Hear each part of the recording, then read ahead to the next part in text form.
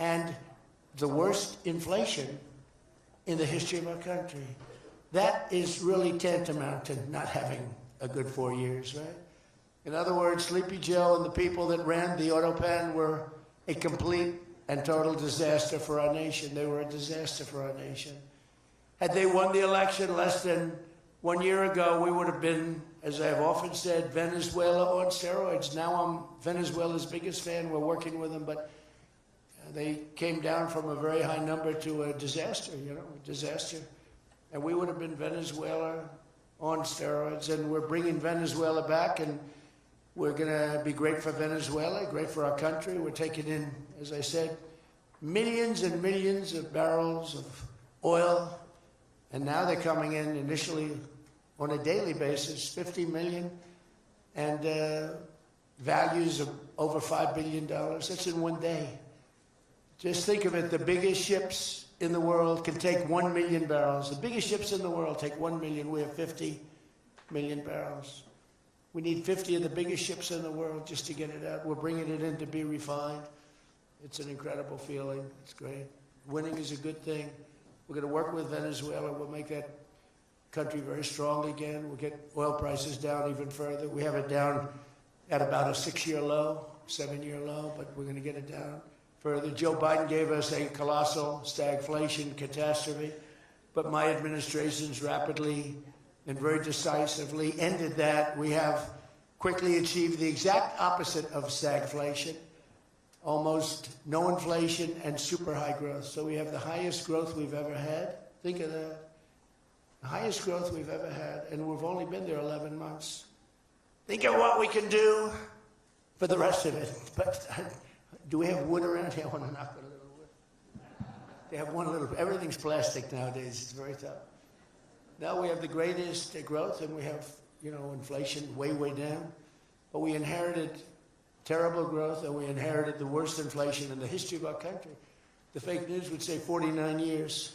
So when I say the history, they give me a lot of time, but I believe it's the history. But let's say 49 years. Would you say 49 years is okay, right?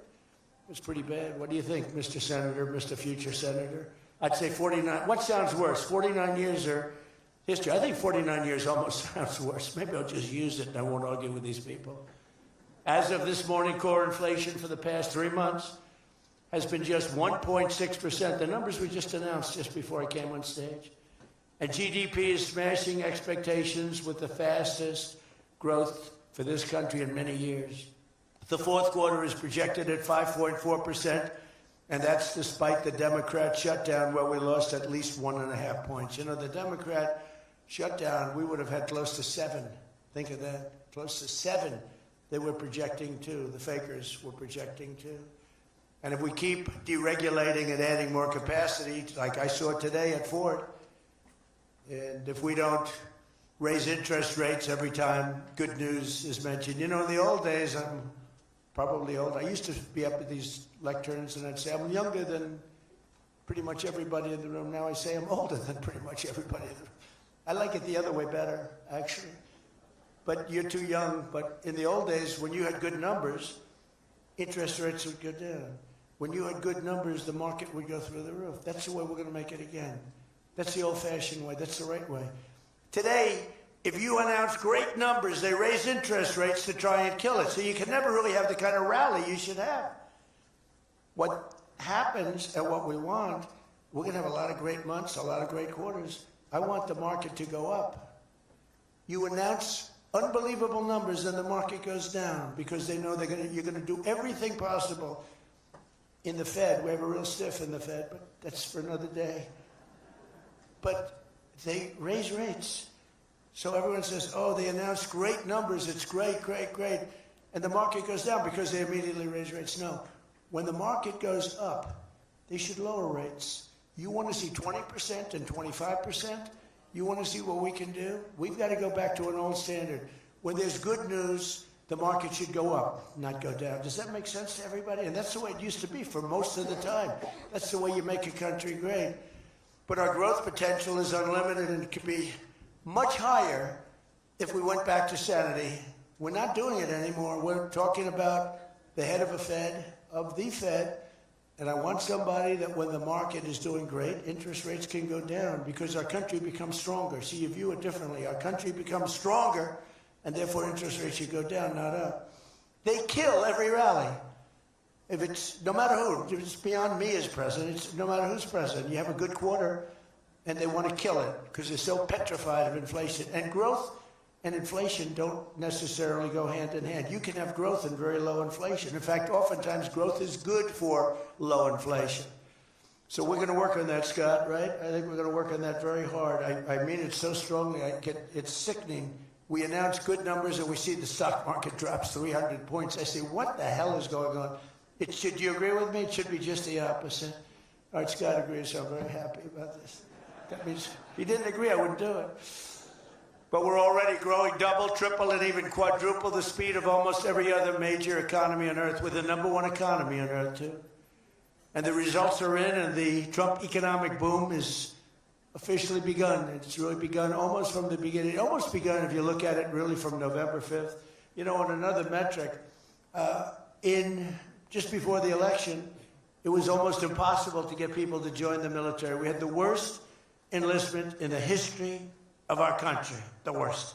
You couldn't get people for the Army, the Navy, the Air Force, the Marines, Space Force, the Coast Guard. You couldn't get people.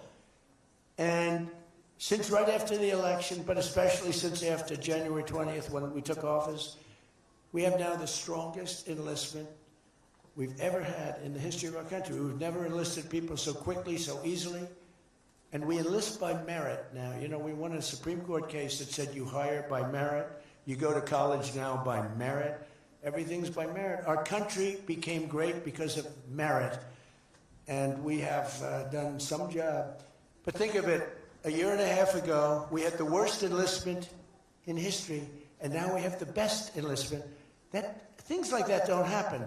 You might go from the bad enlistment to okay, but you don't go from the worst in history to the best in history. But that's what we've done, every one of them. And that includes police and firefighters. It was very hard to get police. It was very hard to get firefighters, and now everybody wants those jobs.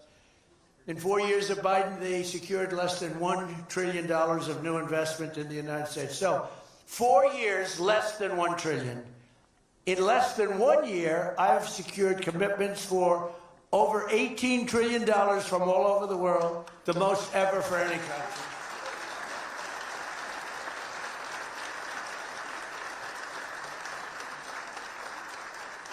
Think of that, though. They did, and I'll tell you what, had she won, it would be a disaster because you would have people leave. You would have not had $1 trillion. You would have had $5 trillion, $10 trillion leaving the country, and your welfare would have doubled. When you look at what's going on in Minnesota, is that a disgrace? Is that a disgrace? But we'll talk about that. Under Biden, we had the highest trade deficit ever recorded, losing more than $1 trillion every single year. How about that? It was killing Michigan, and everywhere else in our country was being absolutely destroyed. But in a matter of months, largely because of tariff income and the election result, we've slashed that gaping trade deficit by, in a short period of time, 62, it just came out, 62%. People are stunned. The fake news back there